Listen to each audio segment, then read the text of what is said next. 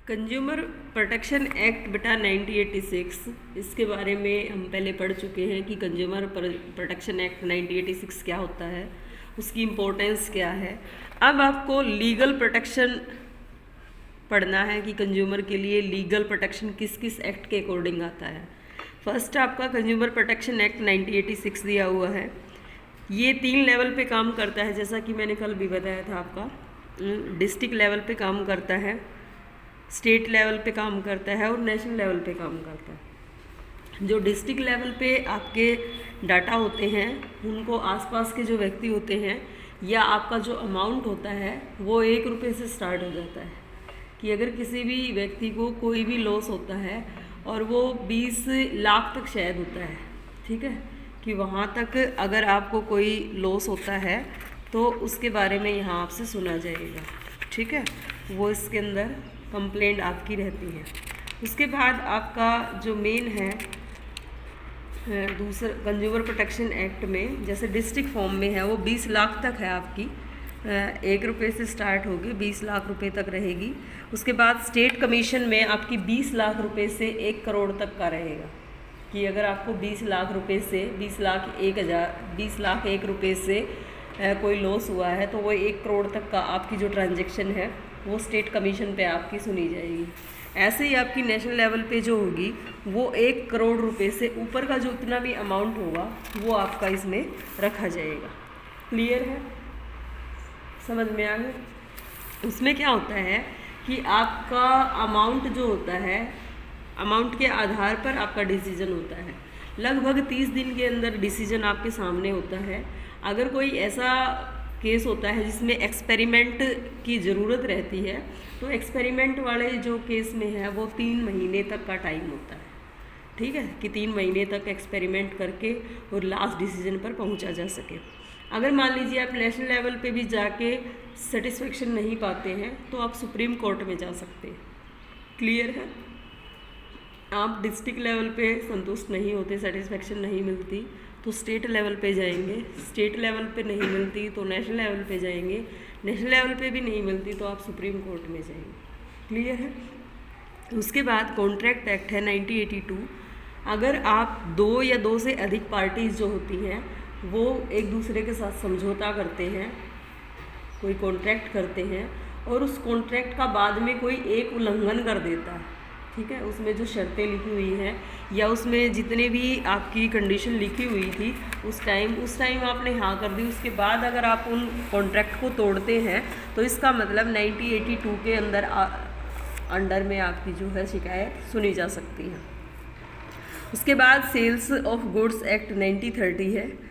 अगर आपको कोई वस्तु बेची जाती है और वो उस कंडीशन में नहीं है बेचने की और फिर भी आपको सेल कर दी जाती है तो 1930 में आपकी कंप्लेंट को दर्ज किया जाएगा, ठीक है। उसके बाद 1955 में क्या होगा, इनिशियल गुड्स होंगी। इनिशियल गुड्स में आपका क्या रहेगा, जो आपकी ज़रूरत की चीज़ें होती हैं उनका आपका जो सप्लाई है या आपकी जो भी इनिशियल कमोडिटी है उन पे इसका इफ़ेक्ट पड़ेगा। क्लियर है। उसके बाद एग्रीकल्चर प्रोड्यूसर जो होंगे जिसमें ग्राइंडिंग और मार्केटिंग आएगी आपकी 1937 के अंडर, ठीक है। 1937 में अगर आपका एग्रीकल्चर से रिलेटेड कोई प्रोडक्ट आपने परचेज़ किया है और उस पर आपने मान लीजिए एग मार्क भी देखा है, ठीक है, और एग मार्क के अकॉर्डिंग भी फिर उसकी क्वालिटी वैसी नहीं मिलती जैसी आपको चाहिए थी तो उसके अकॉर्डिंग क्या करेंगे, 1937 में आपका क्या होगा, कंप्लेंट को दर्ज किया जाएगा। ऐसे ही आपका खाने से संबंधित जो एक्ट हैं आपके वो 1954 में रखे जाएंगे। ऐसे ही आपका वेट और मेज़रमेंट से संबंधित जो चीज़ें हैं वो 1976 में, यानी कि जो कम माप तोल होता है कि क्वांटिटी कुछ है और मतलब दिखाया कुछ जा रहा है और वास्तव में कुछ उसका वज़न कम है, उसके आधार पर। ट्रेडमार्क 1999। अगर कोई आप ट्रेडमार्क यूज़ कर रहे हैं और ट्रेडमार्क के अकॉर्डिंग उसकी क्वालिटी नहीं है जैसी आपकी होनी चाहिए या आपके ट्रेडमार्क को कोई दूसरा व्यक्ति यूज़ कर लेता है तो उसका 1999 में आपका जो कंप्लेंट दर्ज कराई जाएगी। जो कंपटीशन से रिलेटेड है वो आपका 2002 है। पहले क्या होता था, MRTP एक्ट होता था। MRTP act monopolistic restrictive trade practice act 1969 होता था, उसको रिप्लेस करके ये 2002 का एक्ट बनाया गया है। अगर कोई कॉम्पिटिटर आपको पुश करके या आपको धोखे से चीट करके आपको सेल में पीछे करता है, किसी तरीके की हानि पहुंचा के, तो उसकी जो कंप्लेंट है वो आपकी 2002 के अकॉर्डिंग सुनी जाएगी। क्लियर है। उसके बाद आपका bureau of Indian standard act 1986 है। इसमें क्या होता है, जैसे आप कोई ISI मार्क देख के लेते हैं, क्योंकि ISI मार्क का मतलब होता है कि आपका जो प्रोडक्ट है वो इंडियन स्टैंडर्ड के अकॉर्डिंग है आपका, ठीक है। यानी कि ऐसा ISI मार्क जिस प्रोडक्ट पे लग जाएगा, इलेक्ट्रिसिटी से रिलेटेड है ज़्यादातर ये, इसका मतलब है कि वो अपनी क्वालिटी क्वांटिटी में बेटर है, तब उस पर ISI का मार्क लगा है, ठीक है। अगर ISI मार्क लगा हुआ है और उसके बाद भी उसकी क्वालिटी अच्छी नहीं है, तो इसकी कंप्लेंट आप 1986 के अंदर कर सकते हैं। उसके बाद कंज्यूमर प्रोटेक्शन एक्ट 1986 है।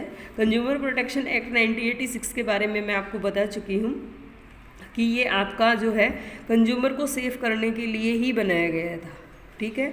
1986 में इसको लागू किया गया था। उसके बाद आपका इसमें 2 अमेंडमेंट किए गए हैं 1993 में और 2003 में, 2 सुधार किए गए हैं। पहले क्या होता था कि जम्मू और कश्मीर, पूरे भारत में इसको लागू किया जाता था, केवल एक जम्मू और कश्मीर में छोड़ के, ठीक है। उसके बाद इसकी कुछ साइलेंट फीचर्स हैं बेटा, कि आपके इसमें क्या क्या चीज़ें हैं जो इसको कवर करती हैं, कौन कौन से प्रोडक्ट और सर्विसेज हैं जो इसके अंदर आते हैं, कौन कौन से सेक्टर हैं जो इसके अंदर आते हैं, पब्लिक सेक्टर भी है, प्राइवेट सेक्टर भी है, जो तीनों सेक्टर हैं वो इसके अंदर आते हैं आपके। और वो सारे आइटम जो आपकी सर्विसेज और गुड्स से रिलेटेड हैं, प्रोडक्शन से रिलेटेड हैं, वो आपके इसको कवर करते हैं। क्लियर है। उसके बाद आपका इसमें जो कंपनसेशन है या प्रोविज़न है वो नेचर इसकी रहती है, यानी कि अगर आपने किसी पे केस किया है और बाद में ये प्रूव हो जाता है कि उसने वास्तव में ही आपके साथ चीटिंग की थी, तो बाद में आपको क्या मिल जाएगा, उसके लिए क्षतिपूर्ति मिल जाएगी, यानी कि जितना आपको नुकसान हुआ है वो नुकसान की भरपाई हो जाएगी, ठीक है। उसके बाद ग्रुप होता है कंज्यूमर राइट्स का। यहाँ आपको कंज्यूमर प्रोटेक्शन एक्ट 1986 में मैंने कल भी आपको बताया था कि 6 अधिकार आपको दिए जाते हैं और 2 एक्सेस में अधिकार अब बढ़ा दिए गए हैं, 8 कर दिए गए टोटल। जो मेन है वो 6 रहेंगे, ठीक है। उसके बाद है इसका आपका जो सेटिस्फैक्शन लेवल है कंज्यूमर प्रोटेक्शन का एक्ट का, मेन क्या होता है कि आपके साथ किसी भी तरीके का गलत व्यवहार ना हो व्यापार से रिलेटेड, वो इसका मेन ऑब्जेक्टिव रहता है। 3 तरीके से ये काम करता है, अभी आपको बताया था, डिस्ट्रिक्ट लेवल पे है, नेशनल लेवल पे है और स्टेट लेवल पे है। और टाइम बाउंडेशन इसमें होती है, अभी मैंने बताया था ये भी आपको कि एक जो केस होता है उसके लिए लगभग 1 महीने का टाइम होता है। अगर कोई एक्सपेरिमेंट बेस्ड है तो उसके लिए 3 महीने का टाइम होता है। और इसमें कंज्यूमर प्रोटेक्शन एक्ट काउंसिल आपकी, यानी कि ये क्या करते हैं, कंज्यूमर्स को अवेयर करने का काम करते हैं, ठीक है। ये काउंसिल बना दिए जाते हैं, कमेटी बना दी जाती हैं, वो क्या काम करती हैं, केवल यही काम करती हैं कि कंज्यूमर्स को किस तरीके से अवेयर किया जाए। बार बार उनको बताया जाता है जागो ग्राहक जागो, इस तरीके से अवेयर किया जाता है कि आप अपने जो रूल रेगुलेशन है या जो आपके राइट्स हैं उन राइट्स का पालन करें, ठीक है। तो यहाँ तक करेंगे बेटे।